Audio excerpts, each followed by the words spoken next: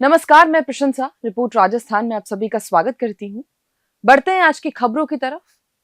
पूर्वी राजस्थान में हो रही भीषण बारिश के बीच नदी नाले उफान पर है। कई जिलों में बारिश ने तबाही मचा रखी है। 12 जिले में भारी बारिश के बीच पुलिया बह गई। वहीं कई इलाकों में घर के भीतर पानी भर गया है।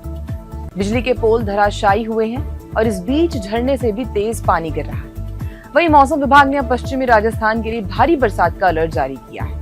मौसम विभाग ने बताया कि 26, 27, 28 और 29 जून के दौरान पश्चिमी राजस्थान में भारी बरसात होने की संभावना है। ऐसे में मौसम विभाग जयपुर ने लोगों से अलर्ट रहने के लिए कहा है। मॉनसून अपडेट की बात करें तो अभी मॉनसून पश्चिमी राजस्थान के जिलों में पूरी तरह से नहीं पहुंचा है। मॉनसून की ट्रफ लाइन अभी पश्चिमी उत्तर प्रदेश और मध्य राजस्थान से गुजर रही है। युद्धग्रस्त क्षेत्रों से भारतीयों की वापसी जारी है। ऑपरेशन सिंधु के तहत अब तक 2295 भारतीय नागरिक वतन लौट चुके हैं, जिनमें आज 165 भारतीय वापस आए। और इस बीच अंतर्राष्ट्रीय एयर स्पेस में तनाव के कारण एयर इंडिया और इंडिगो ने कई उड़ानें रद्द की। हालांकि सीज फायर के बाद उड़ानों के फिर से शुरू होने की उम्मीद है। इससे पहले ऑपरेशन सिंधु के तहत भारत सरकार ने सोमवार को ईरान के मशहद से 290 भारतीय और एक श्रीलंकाई नागरिक को सुरक्षित दिल्ली पहुंचाया। बता दें कि इजराइल का हवाई क्षेत्र बंद होने के कारण हवाई मार्ग से निकासी संभव नहीं, इसीलिए भारत सरकार ने सड़क मार्ग से भारतीयों को जॉर्डन और मिस्र के रास्ते निकालने की योजना बनाई। उदयपुर शहर के बड़गांव थाना क्षेत्र में एक विदेशी पर्यटक युवती के साथ दुष्कर्म का गंभीर मामला सामने आया है। पीड़िता फ्रांस की रहने वाली है और 22 जून को दिल्ली से उदयपुर आई। युवती ने बताया कि होटल ग्रीक फार्म में पार्टी के दौरान उसकी एक युवक से मुलाकात हुई। युवक ने उसे उदयपुर घुमाने का बहाना बनाकर अपने साथ सुखेर स्थित एक अपार्टमेंट में ले गया। युवती के मुताबिक उसका मोबाइल डिस्चार्ज हो गया था और जब उसने फोन चार्ज करने की बात कही तो युवक ने टाल दिया और बार बार गले लगाने की बात कहने लगा। इसी दौरान आरोपी ने युवती के साथ दुष्कर्म किया। घटना के बाद पीड़िता किसी तरह बाहर निकली और सुबह बड़गांव थाने पहुंचकर FIR दर्ज करवाई।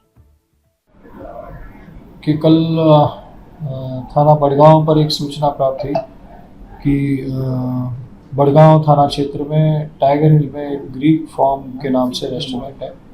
वहाँ पर परसों रात्रि कुछ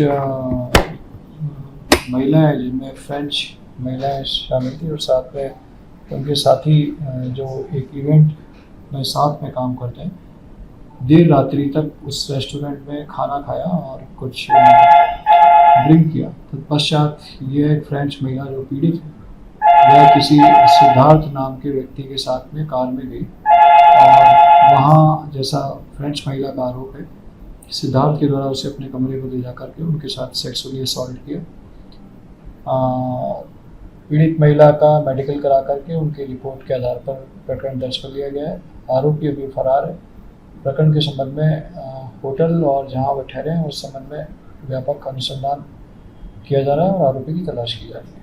महाराष्ट्र विधानसभा चुनाव के नतीजों के बाद से कांग्रेस के वरिष्ठ नेता व लोकसभा में नेता प्रतिपक्ष राहुल गांधी जिस तरह से चुनाव आयोग पर मतदाता सूची सहित अन्य दूसरी चुनावी गड़बड़ियों के गंभीर आरोप लगा रहे हैं, उसके बाद तो आयोग ने राहुल गांधी के साथ सभी चुनावी मुद्दों पर 1-to-1 बातचीत करने और उनकी चुनावी शंकाओं को दूर करने का फैसला लिया है।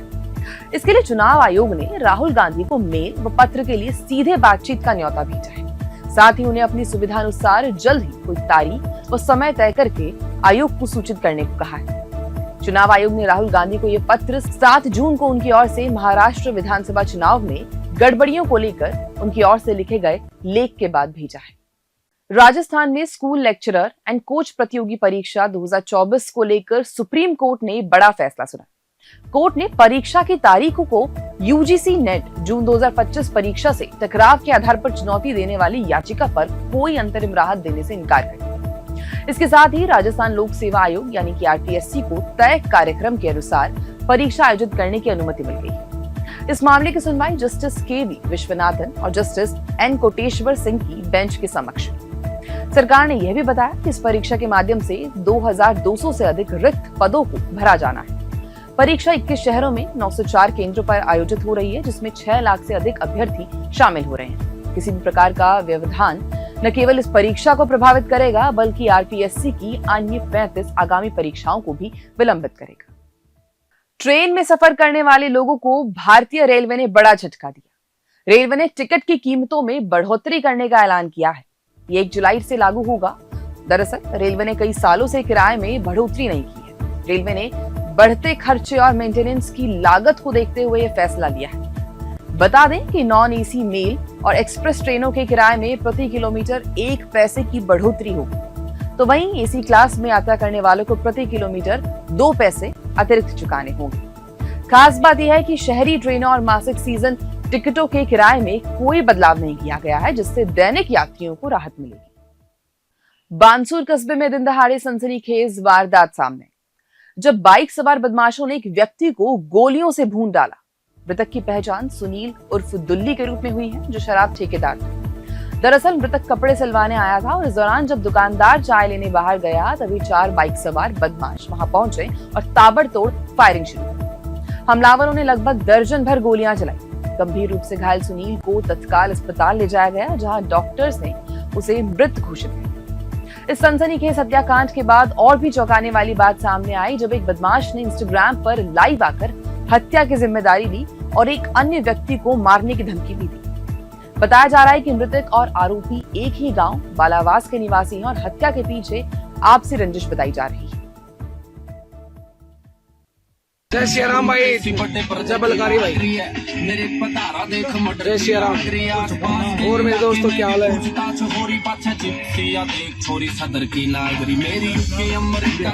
सभी भाइयों को राम राम। जो ये 500 रुपया जो कांड हुआ है, जिसमें गोली लगी है, भाई हमने कराई है खुद कृष्ण पहलवान ने, ठीक है। ये हमारे विरुद्ध था और जो भी हमारे विरुद्ध है ना, सारे लोग जाओ, सबको मारेंगे, ठीक है, सबको। और हमारी पर्सनल लड़ाई थी भाई इससे। 2 बार पहले गोली मार दी, तीसरी बार आपकी मार दिया भाई, ठीक है भाई। और हम तो खुद मारते हैं भाई हाथों से, ठीक है। और बताओ, किसी के दिक्कत हो ना भाई, दिक्कत हो, मैसेज कर देना, उसको मार देंगे। जो हमारे विरुद्ध है ना, सब लोग जाओ।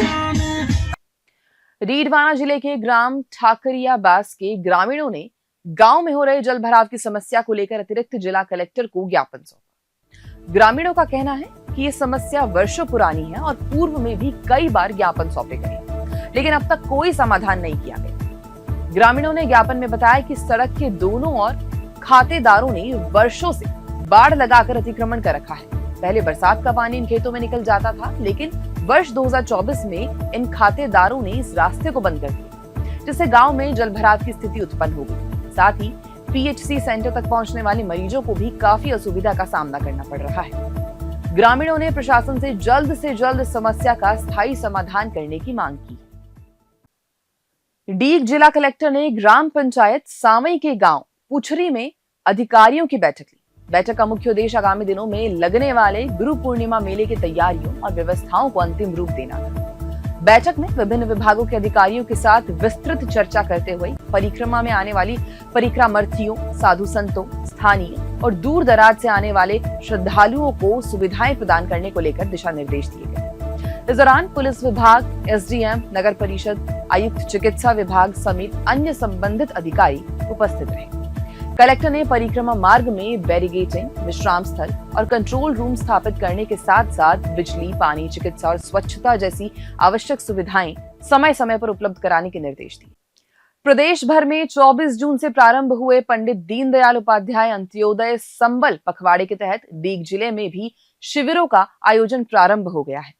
जिले की ग्राम पंचायत अऊ, कुचावटी और बदनगढ़ में इस पखवाड़े का शुभारंभ हुआ। शिविरों के माध्यम से जरूरतमंद नागरिकों को राज्य सरकार की जन कल्याणकारी योजनाओं का लाभ दिया जा रहा है। इन शिविरों में विभिन्न विभाग के अधिकारी, कर्मचारी और परिवादी जन उपस्थित रहे। शिविर प्रभारी, तहसीलदार एवं ग्राम विकास अधिकारी की निगरानी में व्यवस्थाएं संचालित की गई। शिविर में आमजन अपनी समस्याओं के समाधान के साथ साथ योजनाओं की जानकारी प्राप्त कर रहे हैं। वहीं कई पात्र लोगों को पट्टे भी वितरित किए गए। आज से पंडित दीनदयाल उपाध्याय अंत्योदय पखवाड़ा प्रारंभ हुआ है और पूरे प्रदेश में 24 जून से 9 जुलाई के मध्य इस 15 दिवस की अवधि में प्रति ग्राम पंचायत कैंपों का आयोजन किया जा रहा है। एक दिन में 2-3 ग्राम पंचायतों में शिविरों का आयोजन है। ग्राम पंचायतों का चयन इस प्रकार से किया गया है कि नजदीकी ग्राम पंचायतें जहाँ विभिन्न विभागों के अधिकारी कर्मचारियों को पहुंचने में सुविधा रहे, साथ ही यदि जनप्रतिनिधिगण हैं वो शिविर का अवलोकन पर्यवेक्षण करना चाहें तो वो उन नजदीक ग्राम पंचायतों में एक साथ ही उन ग्राम पंचायतों का भ्रमण कर सकते। इन शिविरों में 15 विभागों की 63 सेवाओं का चयन किया गया है। 15 विभाग शिविर में बैठेंगे और जो आमजन के कार्य हैं उनको करेंगे। रेवेन्यू डिपार्टमेंट है, नोडल डिपार्टमेंट है, शिविरों के प्रभारी सहायक प्रभारी हमने लगाए गए हैं और शिविर की जो अन्य व्यवस्थाओं के लिए विकास अधिकारी हैं उनको निर्देश किया गया है, टेंट समयाने वगैरह हमको लगाने। शिविर में 63 सेवाएं, चयनित सेवाएं, प्रत्येक विभाग बैठेगा, अपने विभाग के करणीय कार्य हैं उनका बैनर भी लगाएगा, पब्लिक को बताएगा भी कि ये कार्य उसके द्वारा किए जाने। इस वक्त के लिए केवल इतना ही। देखते रहें रिपोर्ट राजस्थान। धन्यवाद।